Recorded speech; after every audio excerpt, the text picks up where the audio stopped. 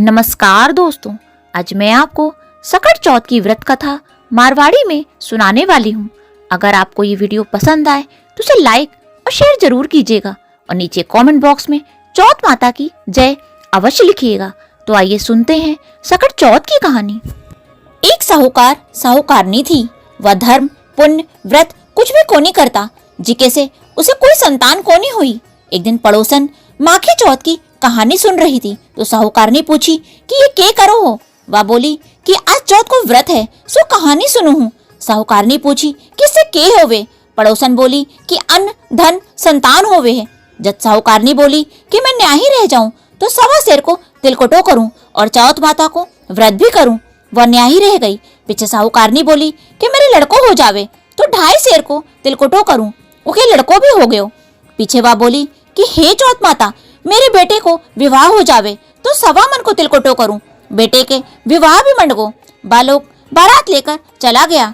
चौथ माता सोची कि यह जब से न्याही है तब से तिलकुटा बोला है और अब तो बेटो भी ब्याहने चली गई तो भी एक भी तिलकुटा कोनी करियो। अगर आपा इन्हें चुटकुला नहीं दिखावेगा तो आपा ने कलयुग में कोई कोनी मानसी। बठी ने बेटो 3 फेरा तो ले लिया था। चौथा फेरा में चौथ माता गास्ती घूरती आई और बीन ने उठाकर पीपल पर बैठा दियो। फेरा में सारा हाहाकार मच गई। सारे ने बीन को खोज लियो, कदे भी कोनी मिलियो। बहुत सारा दिन बाद गनगौर आई। छोरियां गनगौर पूजने के लिए गईं। पीपल के पास दूब लेने जाती। पीपल पे से बीन रोजीना एक छोरी ने बोल दो आ मेरी अर्ध ब्याहड़ी। यह सुन के छोरी सुकन पड़ गई। छोरी की माँ बोली कि बेटी, मैं तुन्हें चोखो पहनाऊं चोखो खुवाऊं, फिर भी तू सुकन क्यों पड़ गई। जब छोरी बोली कि माँ, जब दूब लेने जाऊं हूँ तो पीपल पे से एक जनू बीन का कपड़ा पहना, मेहंदी लगाया, सेवरो पहना। रोजीना मने बोले है कि आ मेरी अर्ध ब्याहड़ी। माँ बैठे जाकर देखे तो उनको जवाही ही बैठेड़ो है। जना बा बोली कि मेरी बेटी तो अर्ध ब्याहड़ी करके थे अठे क्यों बैठा हो। बींद बोलियो कि मैं तो चौथ माता का गैर पड़े हूँ। मेरी माँ तिलकुटो बोलियो थी जिको करियो कोनी, जिके से चौथ माता नाराज होकर मने उठा लाई और अठे बैठा दियो। ओ भखत बा बींद की माँ गई और सारी बात बताई। साहूकारनी बोली हे चौथ माता, मेरा बेटा आ जावे तो मैं 2.5 मन को तिलकुटो करूं। छोरी की माँ 2.5 मन को तिलकुटो बोल दियो। चौथ माता राजी हो गई और उनके बेटे ने लाकर फेरा में बैठा दिया। बेटे का विवाह हो गया। पीछे वालों खूब धूमधाम से चौथ माता को तिलकुटो करियो और सारी नगरी में हेला फिरायो कि सब कोई चौथ माता को व्रत करियो, तिलकुटो करियो। हे चौथ माता, उका बेटा बहू मिलाया जिका सबका मिलाइया। कहता ना सुनता ना हुंकारा भरता और अपने सारे परिवार ने मिलायो। बोलो चौथ माता की जय। इसके बाद बिंदायक जी की कहानी मारवाड़ी में। 2 देवरानी जेठानी थी। देवरानी के धन तो जेठानी गरीब थी। जेठानी गणेश जी की बहुत आराधना करया करती। वह अपनी देवरानी के चून पीसन जाती, जी के कपड़े से चून छानती, वो आपके घर ले आती और अपने धनी ने घोल कर पिला देती।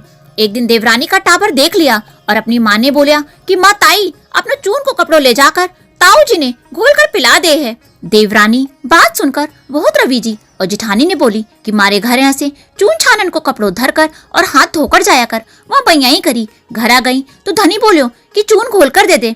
जेठानी बोली कि आज वह चून छानन को कपड़ों राख लियो। जदू का धनी गुस्से में आकर उन्हें पाटे से मारन लाग्यो। वह गणेश जी करती सो गई। गणेश जी आया और पूछो कि क्यों सूती है। वह बोली कि मेरी देवरानी के घर से चून छानन को कपड़ों ले आकर मेरे धनी ने घोल कर पिलाती थी। आज वह कपड़ों राख लियो, मैं पिला को नहीं सकी, सो मेरो धनी मने मार्यो। गणेश जी बोलिया कि मैं घर घर से तिलकुटो खाकर आया हूँ, सो निपटन को मन है, सो कठे जाऊं। वह बोली कि महाराज घनी जगह पड़ी है, चाहे जठे निमट लो।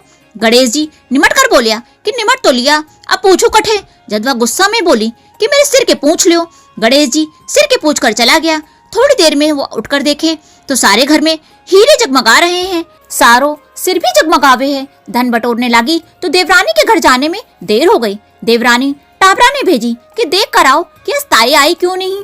टाबर आकर देखा और माँ ने बोलिया कि ताई कहते बहुत धन हो रहे हो। देवरानी भागी भागी आई और पूछी कि तेरे इतना धन कहिया होया। जेठानी सारी बात बतला दी।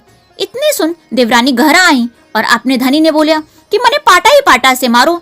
जेठानी को धनी उन्हें मारो तो के बहुत धन हो गयो। धनी बोलियो कि तू धन की भूखी क्यों मार खाना चाहती है, पर वह मानी को नहीं। धनी खूब मारी वो आपको सारों मकान खाली करके गणेश जी को नाम लेकर सो गई। गणेश जी आया और बोलिया कि मैं घर घर से तिलकुटा खाकर आया हूँ, सो निपटन को मन है, सो कठे निपटूं।